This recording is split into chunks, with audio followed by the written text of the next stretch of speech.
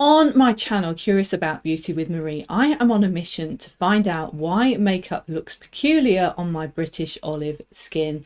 So today is the quick guide to British olive skin, why it happens and what to do about it. So please stay to the end. So the first thing to understand about the skin is how one's skin colour comes to be. And I've been doing my research and it turns out that your skin colour is determined by a mix of genetics and hormones. So we are going to talk about melanin and the two different types of melanin and how they work together to produce your unique fingerprint of skin colour.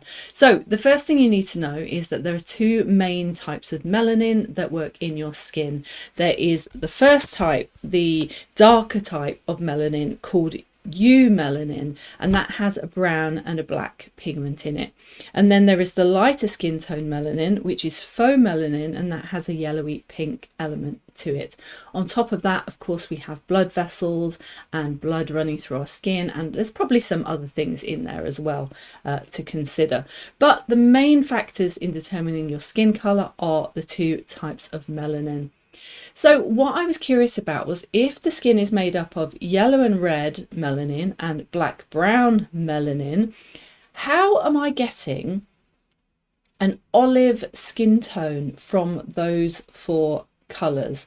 So I've done a little bit of an art experiment. This is not science, this is art. But what I did was I put together a little project of yellow and red and black and white and brown, because these, I think, are the key melanin shades that make up your skin tone. And what I discovered was that, yeah, a lot of people's skin tone probably lives in this area, this kind of yellow, pink, white, maybe a little bit brown area. There are obviously a lot of people with darker skin tones that live in this kind of darker black and brown and yellow and red kind of zone.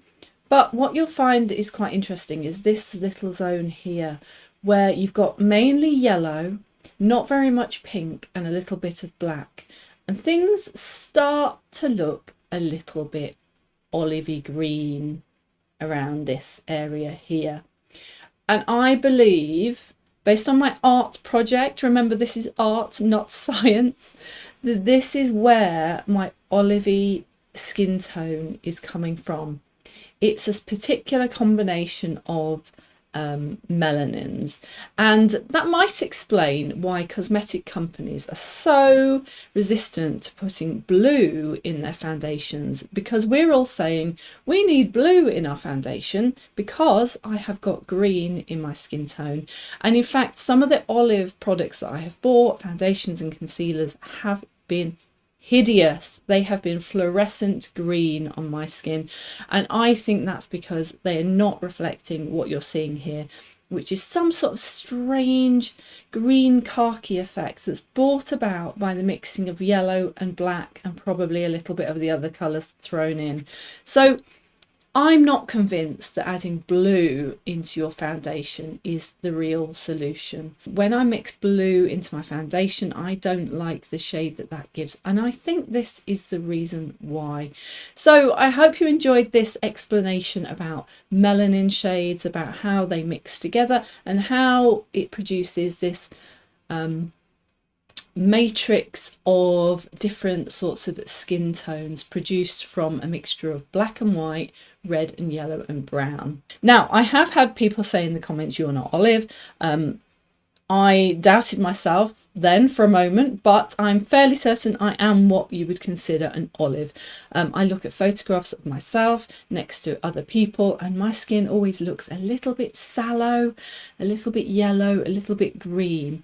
It might not be that rich orangey olive that people think of, but it is this very, very pale white yellowish skin tone with a slight green cast that's most visible, I think, on the neck, because obviously we've got pink in our face from hormones and blood flow and things like that, which sort of erases it in places, or the red kind of maybe takes precedence.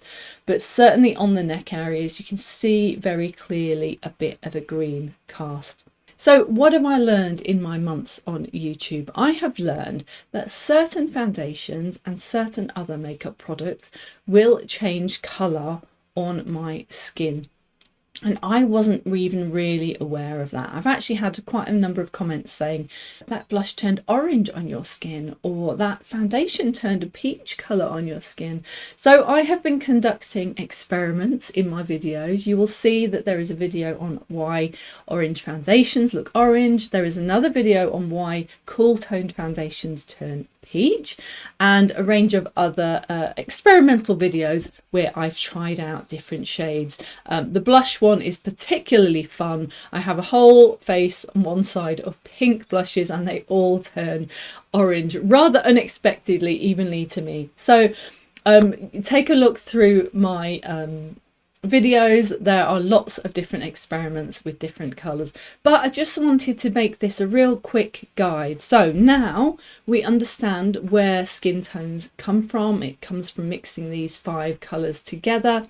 And note, there is no blue in here, but you don't need blue to make this sort of grey green colour down here. And this might explain why sometimes olive is described as being grey as well as green, because it's from this sort of mix of yellow and white and black, and maybe some other bits of colour thrown in there.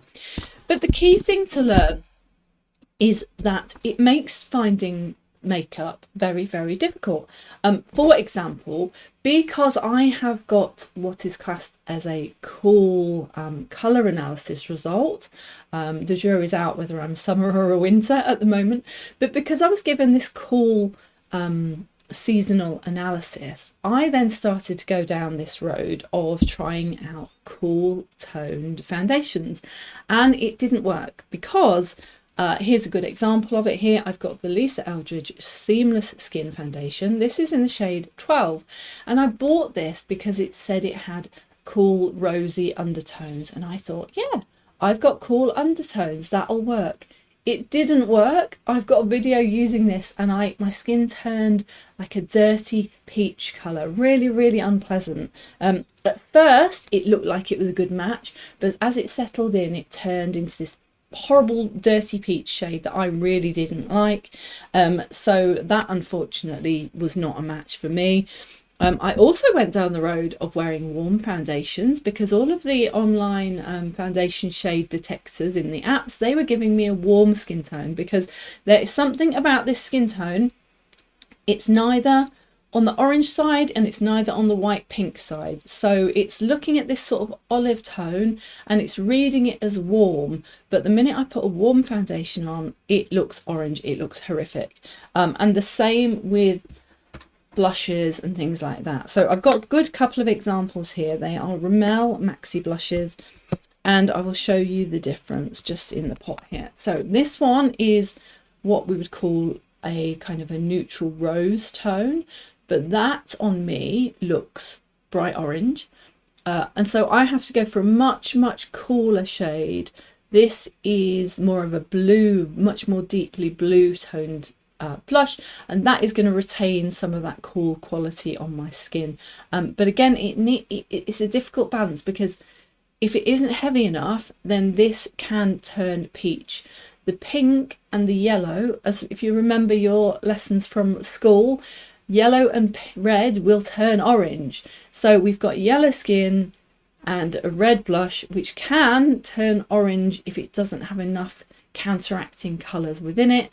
And anything like this, which is just very neutral, this might look pink on someone's skin tone, but on me that is going to look orange. So these are the things that you need to watch out for if you have got British olive skin.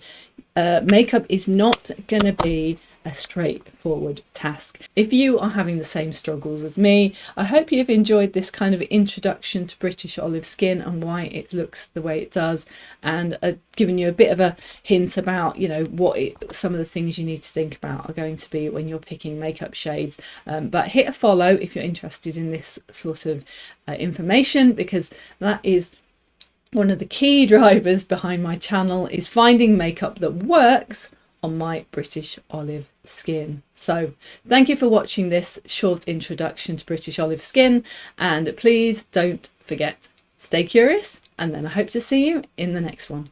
Bye for now.